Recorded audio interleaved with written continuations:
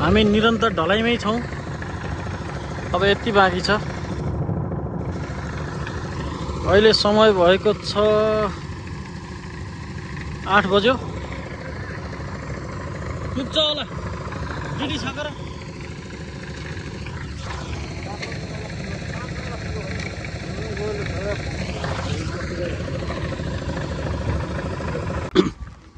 Hello अनि नमस्ते सबैजनालाई। यहाँ सबैलाई फेरि पनि मेरो नयाँ ब्लगमा स्वागत छ होइन। आज पनि म फेरि त्यही साइडै सधैँ त्यही साइड जान्छु, आज पनि त्यही जाँदैछु। आज चाहिँ मैले तेल लिएर जाँदैछु होइन। एकदम यस्तो मजाले बानेको छु, तर एकछिनपछि यो हल्लेर पल्ला छिउ गर्छ होइन। अनि आज म एक्लै नै छु सधैँ जस्तो। अनि यहाँ चाहिँ मैले किन रोकेको भन्दाखेरि यो साइकल पिनको नट लुज हुन्छ। यो नट होइन, यो के अरे बोल्ट भन्न आयो, नट भन्न आएको छ। यो बोल्ट यसलाई यस्तो टाइट गर्नुपर्ने हुन्छ। हामीले कुद्दाखेरि अब यस्तो लुज छ कि होइन।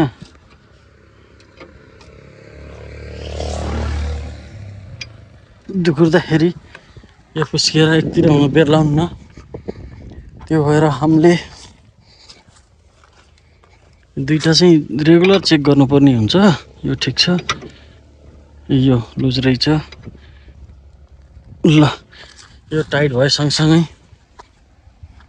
हामी चाहिँ बाटो बनाउन हिँडिरहेछौँ होइन। त्यो कुरा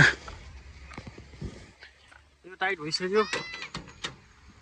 अब हामी जानुपर्ने हुन्छ साइड रेगुलर जस्तै। टिप्पर आयो पौडेलको।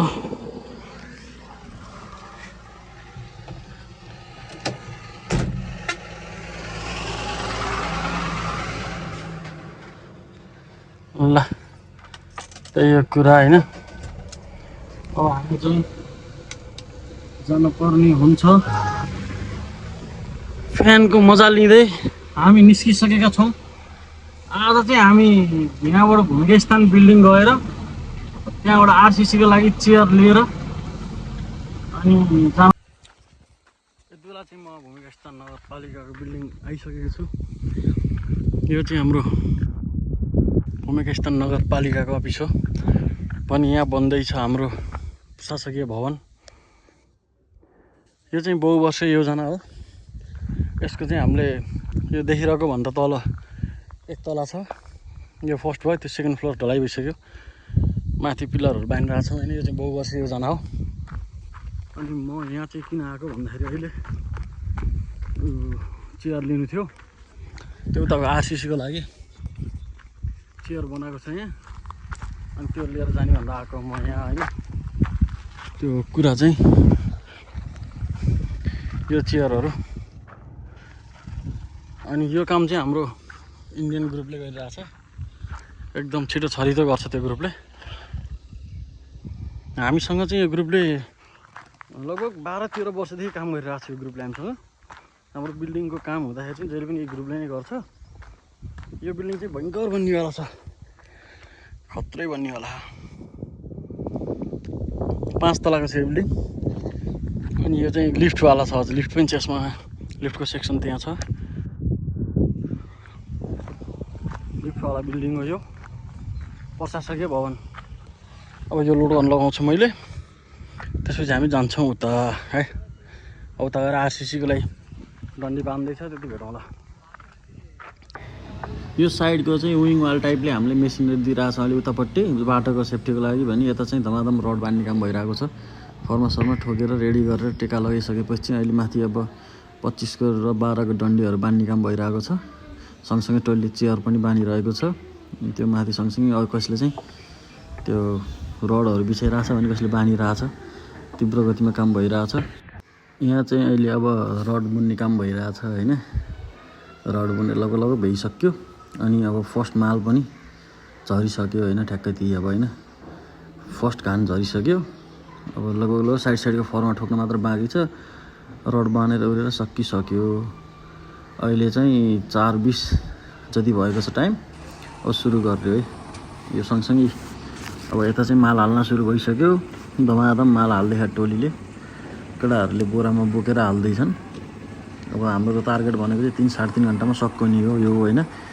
सुरु गरिसकेपछि सक्कनी पर्ने हुन्छ यो चाहिँ त्यही हुँदैछ अहिले ल अब हेर्दै जाउँ है के हुन्छ भन्ने कुरा चाहिँ त्यही हो अब चाहिँ हामीले केही नयाँ आइडिया अप्नाइसकेका छौँ अहिले चाहिँ के भयो भन्दाखेरि अब त्यो मान्छेले बोकेर चाहिँ टाइम लाग्ने भयो अनि मिसिनबाट मिक्सरबाट सिधै बकेटमा खनाउने अनि बकेटभन्दा बाहिर झरेको नि बकेटमा उठाउने अनि सिधै ल्याएर हालिदिने भित्र बिस्तारै छोडिदिइसकेपछि केही फरक पर्दैन त्यसरी हालिदिने काम भइरहेछ त्यो चाँडै हुने भयो अनि त्यहाँ सुमन सर पनि हुनुहुन्छ अफिसदेखि देख्न सक्छौँ हामीले भुइँमा झऱ्यो माल बटाबट बकेटमा उठाउने अनि बकेट ट्याक्क लगाएर त्यो उमा हालिदिने स्ल्याबमा हालिदिइसकेपछि चाँडै हुने भयो क्या अलिकति काम यसरी गर्दैछ हामीले अहिले नयाँ आइडिया अप्नाइसकेका छौँ है देख्न सक्छौँ तीव्र गतिमा भइरहेछ काम ल्यायो अनि आनन्दले बिस्तारै छोडिदिइसकेपछि टक्क चाँडै हुने भयो क्या काम त्यही गर्दैछौँ हामीले भर्खर सुरु गरेको हामीले आधा घन्टा जति भइसकेको छ सुमन सरले चाहिँ पोज दिँदै हुन्छ त्यहाँबाट क्यामेरा तेर्सायो कि पोज दिइहाल्ने यो टोलीले अनि हाम्रो यहाँ साइड इन्चार्जले चाहिँ भाइब्रेटर हान्दै हुन्छ मजाले पुरै मसलामा गडेर भाइब्रेटर हान्दै हुन्छ उहाँले पहिला चाहिँ बिम प्याक गर्दैछौँ हामीले त्यसपछि सँगसँगै स्ल्याबमा पनि हामीले माल भरिरहेका छौँ अहिले देख्न सक्छौँ उहाँलाई चाहिँ सकस भइरहेछ अहिले भाइब्रेटर हान्नको लागि काम चाहिँ तीव्र गतिमा भइरहेछ होइन अब यहाँ विजयले राजु मास्टरले हुन्डाले गिटी लोड गरेको थियो यति बेर त्यही नभई छ एक ट्र्याक्टर त के हो नि आज ट्र्याक्टर लोड गरेर होला एक ट्र्याक्टर लोड गरेर यार गरी एक ट्र्याक्टर लोड अब धमाधम काम भइरहेको थियो भइरहेछ काम अझै पनि तीव्र गतिमा होइन भ्युनी टार्गेटमा छौँ हामी 3 घन्टा भयो कि 3 घन्टामा भ्युनी टार्गेट छौँ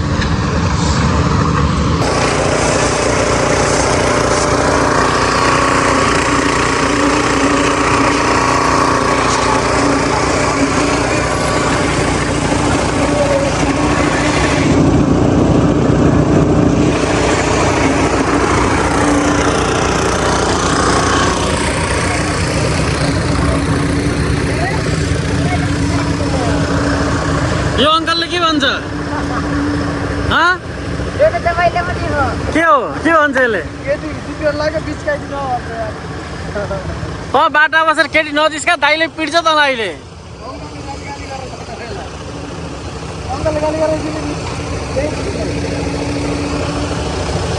अन्त केटी मिलाइदिनुहोस् भन्छ सिधै लप पारिदिनुहोस् रे अब ड्राइभर अङ्कलले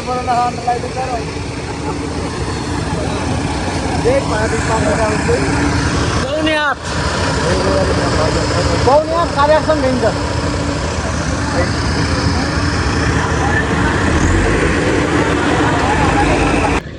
हामी निरन्तर ढलाइमै छौँ अब यति बाँकी छ अहिले समय भएको छ 8 बज्यो पुग्छ होला गिटी सकेर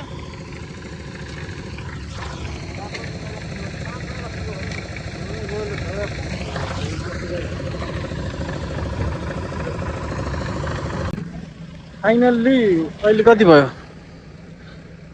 8:43 8:43 मा सकिसकेको छ होइन हाम्रो यो स्ल्याब कलबट त्यसको थिकनेस चाहिँ कति थियो भन्दा 35 सेन्टिमिटर थियो सक्यो 4:20 मा सुरु गरेको थियौँ हामीले होइन हाम्रो लगभग 10-12 जना थियो लेबर टोली अनि जेसीबीको सहयोगले गर्दा चाहिँ हामीले चाँडै सकेका छौँ अब हल्का फिनिसिङ बाँकी छ 5-7 मिनटमा भइन्छ लगभग 9 बज्यो अब सक्यो नि त बिहानसम्म बल्ल फर्मा ठोक्दै थियो होइन सकाइयो ल ल ठिक छ हुन्न कस्तो लागिरह अब ज्याममा मासु भात हान्ने सुत्ने होइन ल त्यही यो कुरा सक्यो यो हिजो भन्दा नि अलि अस्तिको दिनको भ्लगको लागि यो चाहिँ सेकेन्ड पार्ट थियो सक्कायो हामीले 4:20 बाट सुरु गरेर 5:20 6:20 7:20 8:20 9:20 लगभग 4.5 घन्टामा चाहिँ सक्कायो है ल फेरि नयाँ भ्लग आउँछ त्यो हेर्दै गरौँ ल